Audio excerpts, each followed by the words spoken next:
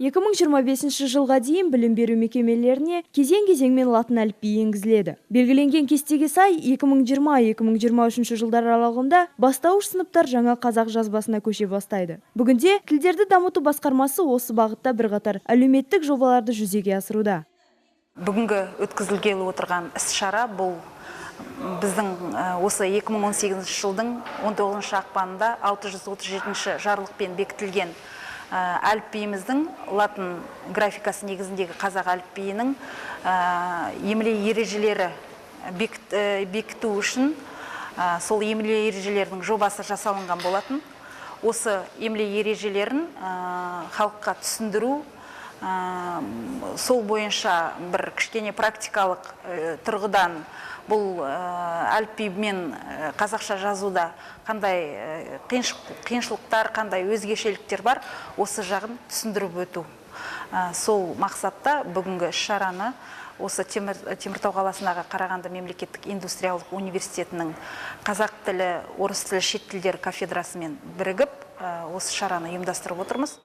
Әлем қоғамдастығында латын әліпбиі жаңа технологияларды қолдану және болашақтың даму бағыты ретінде қарастырылады. Бүгінде барлық домендік атаулар мен электронды почта мекен-жайлары латын қарпімен жазылады. Латын әліпбиіне көшудің басты артықшылығы латын қарпінде мемлекеттік тілді үйрене отырып, ағылшын тілін меңгеруді де жеңілдейді. Қазіргі уақытта әлемдегі ғылыми әдебиеттердің 80% ағылшын тілінде. Сондықтан қала азаматтарына латын қарпінің маңыздылығын түсіндіріп жүрген өңірлік тілдер орталығы латын қарпіне көшу заман талабы болып отыр дейді.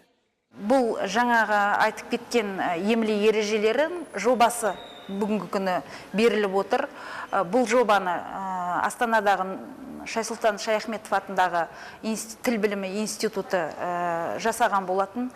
Осы жоба негізінде емле ережелер бойынша, жаңа әліпби бойынша біршама өзгерістер бар. Кейбір әріптердің, дыбыстардың дыбысталуы, сөздерде жазылуы бойынша өзгерістер көп.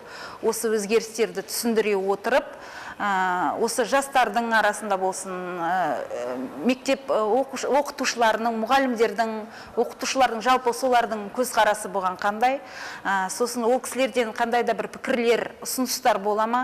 Мысалы, кейбір дыбыстардың дыбысталу немесе жазылу бойынша сұрақтар тудыратын, немесе қиындық тудыратын жерлер бар ма?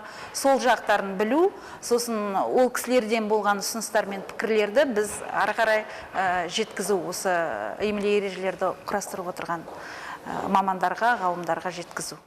Бүгінгі таңда талқыға түсіп жатқан өзекті тақырыптардың бірі қазақ әріптерін латын алфавитімен таңбалау. Осыған орай әліпбидің жаңа нұсқасы да жасалды. Алайда қазақтың төл дыбыстарын қалай таңбалауға деген мәселе төңірдегі туындайтын сауалдар жетерлік. Көп жағдайда мамандар қос таңба, бір дыбыс, яғни дифтонг жүйесін қош көреді. Жергілікті тіл мамандары және студенттердің қатысуымен өткен семинарда осындай пікірлер айтылды.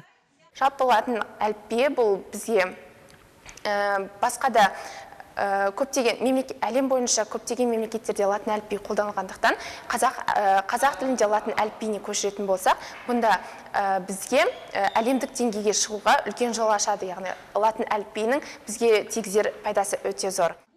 Жас буын өкілдері латын қарпін тез меңгере алатыны анық. Себебі олар бұл әріптермен мектеп бағдарламасынан таныс. Жазу дағдысына келер болсақ, бұл уақыт еншісіндегі мәселе. Жиында айтылған ұсыныстар алдағы уақытта республикалық үйлестіру орталығына жіберілетін болады.